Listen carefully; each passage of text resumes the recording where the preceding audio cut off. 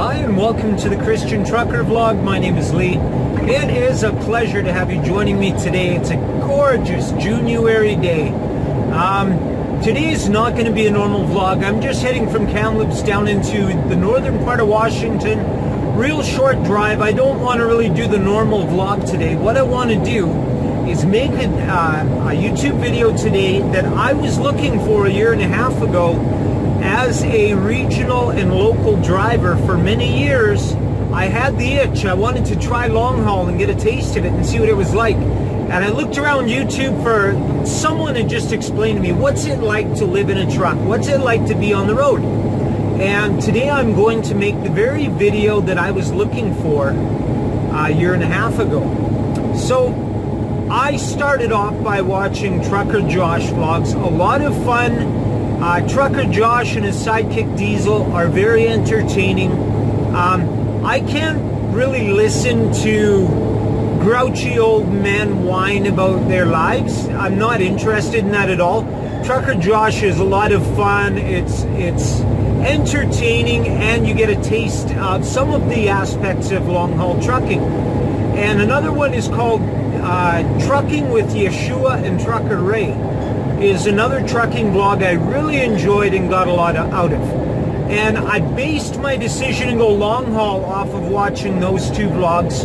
And there was a little bit of misconception. I wasn't very clear on what long haul trucking was all about at that point. I was planning to bring a lawn chair. I was thinking, why wouldn't you have a nice little off the side of your truck, a nice little, an awning that a travel trailer has? Why not have a short one mounted on the side of your truck, and in the evening you could set your, find a pull-out along a lake somewhere and set out your lawn chair and pull out your awning and maybe fish for a little while. Well, after a year and a half of long-haul trucking, I'm much better equipped to answer why that isn't the case. So, first of all, when I jumped into long-haul trucking, the first couple of weeks were an adventure, a lot of fun. I really enjoyed it. And after 10 years in a union company with really good benefits and good pay, it was a bit of a gamble. I really threw the dice because I was getting, I think, $1.75 an hour contributed to my pension plan through this union company. And I had 10 years with the company, and that money's sitting there waiting for me when I retire, so it's all good, it's cool. But I don't have union pension with this job. I had to give that up. I had to give up some benefits and things like that. But I made the jump, and for the first couple of weeks I thought, this is fun. I really enjoy this. All the different things. I was traveling through Banff and Jasper. But the first week I had to share a truck with a driver trainer, and for two grown men to be in such a confined space unless they're brothers, it's very, very hard. Very hard. Especially if you're over the age of 30, it's pretty common to get up in the night to take a piddle, take a leak. And if you're the trainee, you're the one on the top bunk, guarantee it. So you have to climb down, and I'll tell you what, the Volvos have a ladder, and that's awesome, but I was in a Freightliner that has a step on the side of the cabinet that you can't see in the dark, and I almost killed myself going up, and I almost killed myself going down, and I'm in reasonably good shape for my age. If you were like packing some extra weight around and things like that, it would be a nightmare. The first week was difficult sharing a truck with another adult. Thankfully, he was a really good guy, good-natured, very good at explaining stuff. I got through that week with flying colors, and I went off for my first week alone. My very first run, I was out in Tacoma, right along the ocean. And I got there at dusk. The sun was setting on that water, and I love the ocean, man. I really love the ocean. My retirement plan is in the winter, I'm going to do the snowbird thing, take my travel trailer down in the States, look for a place to park along the ocean somewhere, and just relax and enjoy my time while it's cold and miserable up here in Canada. And I parked along the water, and I felt like I was the smartest man on earth. Long haul was the life for me, baby. I really liked it at that point. A month into it, I'm living in a truck. I'm pooping in a plastic bag. This is no joke. I haven't had a shower in 3 or 4 days. I'm working 14 hours a day. I hardly ever see my family. And I'm thinking, how stupid can I be? Why on earth would I think this is a good idea? So I want you to understand that switching to long haul, there is an emotional roller coaster. You're going to have lows and you're going to have highs until you get adjusted. Human nature is we adapt to our circumstances, and that becomes the new normal. Whether it's a concentration camp or a palace, humans have a way of adapting and accepting their environment as normal. I'm thinking of people in, where is that, Tahiti? And they were hit with a major, I believe it was a tsunami, and it wiped out most of their industry and economy. And they've been receiving humanitarian, I think it's Haiti. They've been receiving humanitarian aid hand over fist, but it hasn't done a bit of good. Literally hundreds, I believe it's somewhere around $100,000 per person has gone to that country. And those people are eating cakes of clay with a bit of flour and some kind of nutrients mixed in. That's their food. And that's normal to them. That's just normal life. Now, to me, it's horrific. It's just terrible that humans are living like that while other humans are battling obesity with a pill. So they want to keep shoving their face with good food, but they want a pill so that their body doesn't absorb the fat. They want the pleasure without paying the price. Welcome to the Western world. But yeah, it is going to take probably 6 months for your body to adjust to long haul, to get used to it being the new normal for you. Now, I want to say, don't think of long haul driving as a job, because really it isn't a job. It is a lifestyle. It's a way of life. This little metal box is literally my home. I'm here the vast majority of my life. You have to think about that. If you're not comfortable being confined constantly, it's not going to work for you. I have Asperger's. I do best left alone, best on my own, on a schedule, knowing what to expect in the future. That's my comfortable place. I'm very at home in this truck. I'm left alone to my thoughts, my special interests. I'm not bothered. I know where I'm going and what's going to happen. There's no surprises. So for me, this lifestyle fits very well. It is on average 13 to 14 hours a day. Let me put it this way. You have a 70-hour log, and if you want to work 50 hours in a week, you're going to be earning roughly the same as most trades pay, about $4,000 a month take home. That's pretty standard. If you want to get into a lease or ownership position and you want to work those same 50 hours a week, you're not going to do yourself any good whatsoever. You're not going to be any further ahead. Plus, you'll have to look after your own taxes and business account, and you won't have WCB coverage unless you're paying for it. And you're also responsible for everything on the vehicle. So if you don't want to work more than 50 hours in a week, I really suggest you don't look into lease op and owner op. There is a definite appeal to owning a truck. Sorry about that. It'll go away in a minute here. There's a strong appeal to owning your very own truck. And these lanes are merging right now. Technically, this is my lane, and that truck just came roaring up beside me. I look in the mirror and I can't see a thing. But the sun's just going behind the mountain so I can see again. Awesome. You know, you want your own truck, and it's going to be a Volvo Globetrotter 860 with a big bed, and everything is going to be so nice and tickety-boo. Well, a truck only stays new until you drive it off the lot. And within about 6 months, it's just another truck. There's nothing special about it. It's just a truck. I will say that some trucks are better than other trucks. For me, Volvo is the most comfortable truck you'll ever drive. Western Star, International, Kenworth are very hard-running, reliable tractors. Freightliner, I don't know why everyone got on board with them as hard as they did. There has to be reasons for it, but I've never been a Freightliner fan at all. Mack I've always hated. I only ever drove 2 or 3 Macks, and I didn't like them. One of them, the shifter was literally beside the driver's seat, and I was reaching behind me to shift, and it just seemed like I don't slide my seat all the way forward. I'm an average sized guy. I put it about where it should be, in the middle. And I was reaching behind me for the gear shifter. It was absolutely ridiculous. Very rough ride. Ergonomics were horrible. The dash is laid out for, I don't know, not a human. But yeah, I'm not a Mack fan at all. And I found them to be absolutely gutless. Well, I know that's got more to do with the engine under the hood than anything. I love Cat engines. Unfortunately, they don't make them for highway tractors anymore.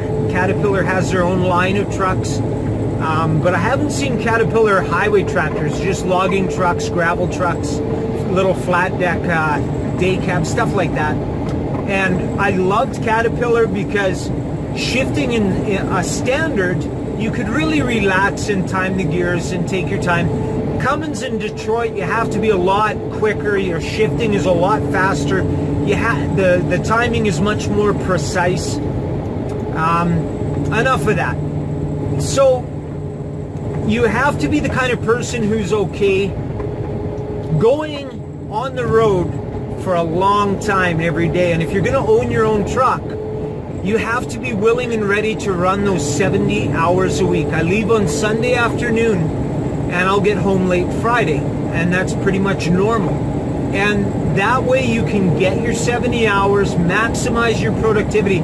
You see, what happens is, I guess the best way to say it, if I run at 50 hours a week, then as my profit grows throughout the month, it meets a point of break even. And that point, unfortunately, is pretty close to the end of the month. And then the rest of that is profit. Once you reach the break-even point, everything after that becomes profit. Some people look at it as the first 3 days of the week pay for the truck. So if you have a 4-day week, you're losing half your pay. A great way to look at it. I like to look at it over a month. That allows me a weaker week that I can compensate with a stronger week rather than being all depressed and morose.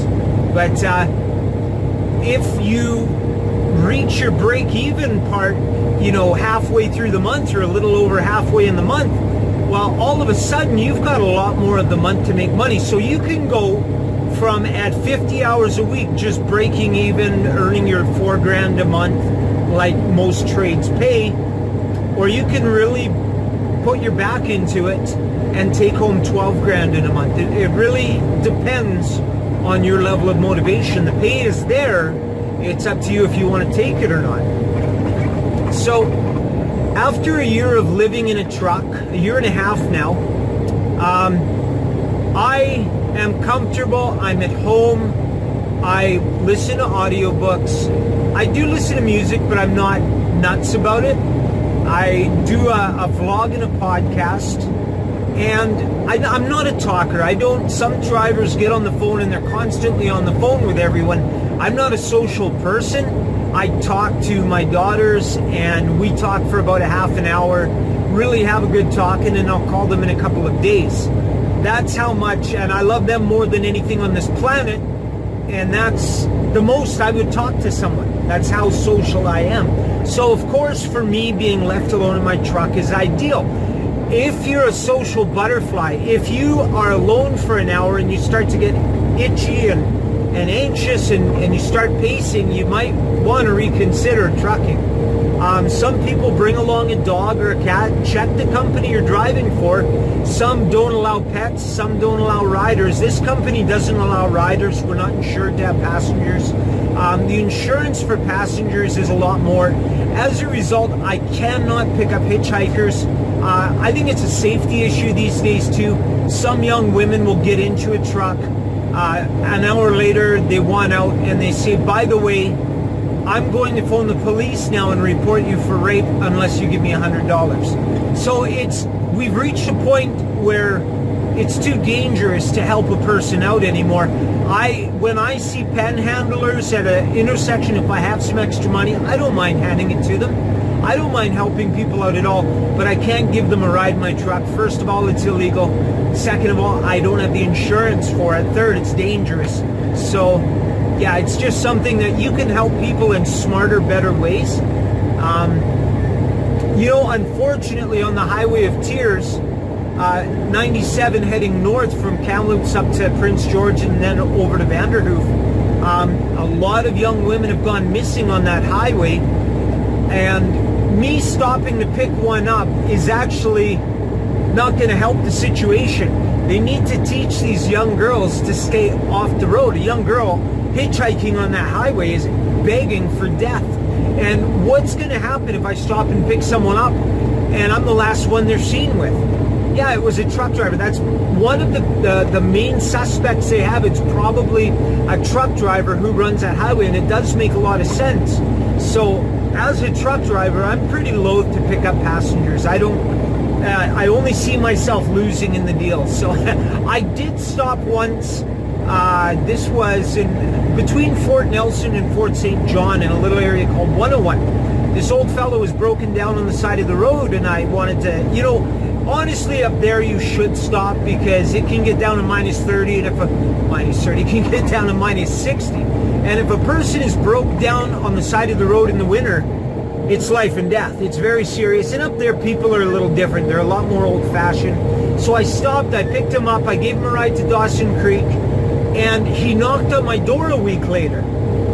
And I was very surprised that he had found my house. And then he had an offer. He wanted to thank me by inviting me to be a part of his new company.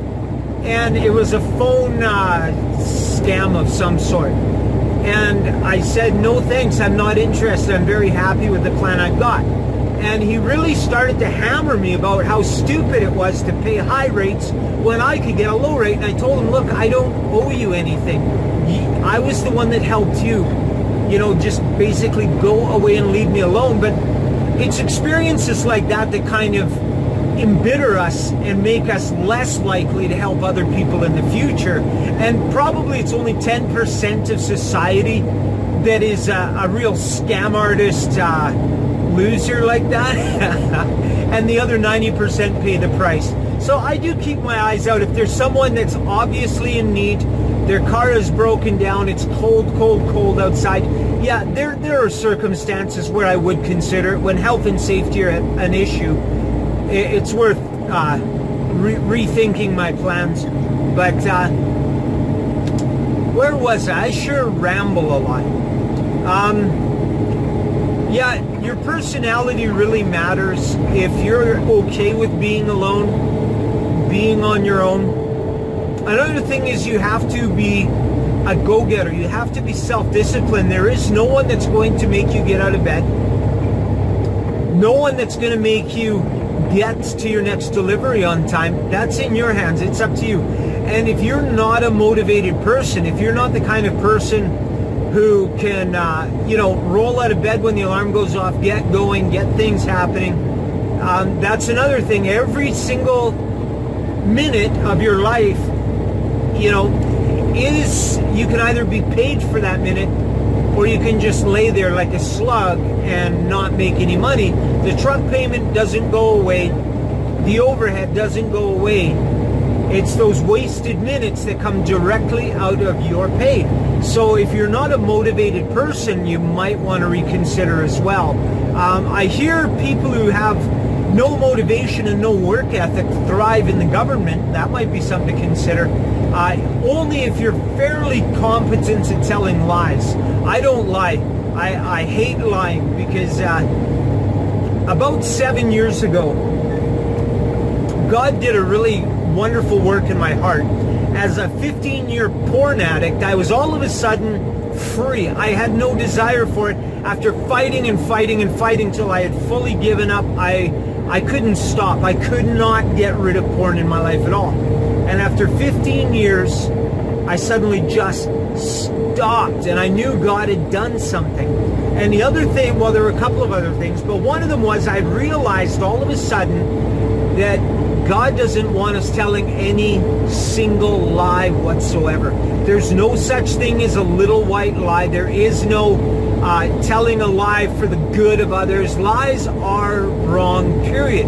God will not honor lies. So I'm very careful not to lie, and that disqualifies me from any political office. There is a price to pay for honesty. If you've ever heard of the Corrie ten Boom book, it's called The Hiding Place by Corrie ten Boom. She has a sister in Nazi-occupied Holland who absolutely believed that God would honor the truth. And if we told the truth, even when it was dangerous, we're talking Nazis in their home country, watching everything they said and did, it was certainly dangerous for them to tell the truth, but she refused to lie. And God protected her and the people when she told the truth. She caused a couple of people to be put at risk. God protected those people. God will honor the truth. You don't worry about what's going to happen. You just tell the truth. So, you don't need a lecture. You want to know what it's like to be a long-haul driver. And I guess it's a lifestyle. You have to have the right kind of personality, and just you're content to be alone. Your happy place is when no one's around. Then driving would fit you really well. You find small places cozy. Very important. Very important. I can reach back and almost touch the rear of my sleeper. This truck is 2 seats and a bed, and that's it. I've got some cupboards on the walls. It's a very, very confined space. And a lot of days in the winter, I hardly leave the truck except to fuel, load or unload, and then I'm back in the truck. So I spend an awful lot of time in here, and I'm comfortable with that. I'm fine with that, but that's something you have to consider. Another thing is you will see wonderful sights. One guy put it really well. We get to see every day things that people pay a lot of money to see. Tourists will come from far and wide to see the things we see. Actually, we're getting paid for it. Another thing is, as a flat deck driver like me, I have to tarp and untarp, I have to strap, and they're like mini workouts that I'm actually getting paid to do. We get paid $50 for a full tarp then untarp, the whole package. So I try and put each end under an hour, so combined I've spent less than 2 hours on it. That way I'm making $25 an hour.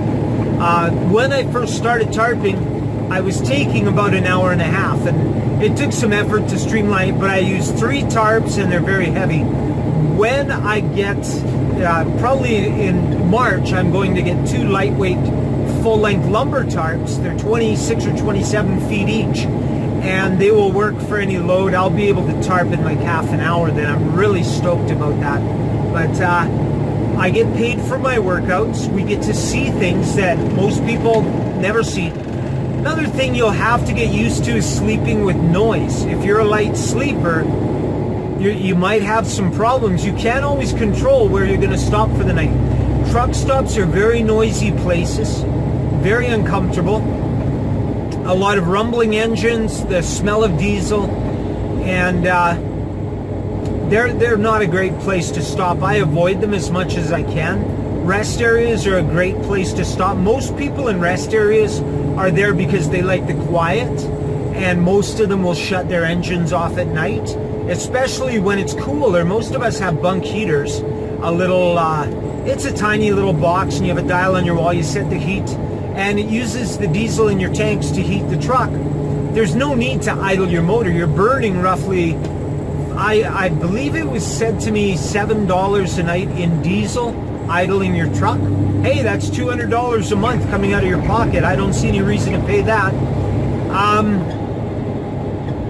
But yeah, there's nights where I'll have a reefer on both sides, and sometimes those reefers are old garbage, and they'll fire up and then rev like crazy, just roar, and then they'll idle down and cough and chug and rev up some more and up and down, and that inconsistent aggravating noises, very, very hard to get to sleep around. And then there are other reefers that just hum. Their newer Thermo King especially is a good one. They just have a consistent hum through the night, and it's like a white noise. They're actually not bad at all. I do carry a brand of earplugs called Heroes. They're spelled Hearos, and they are blue. They work excellent.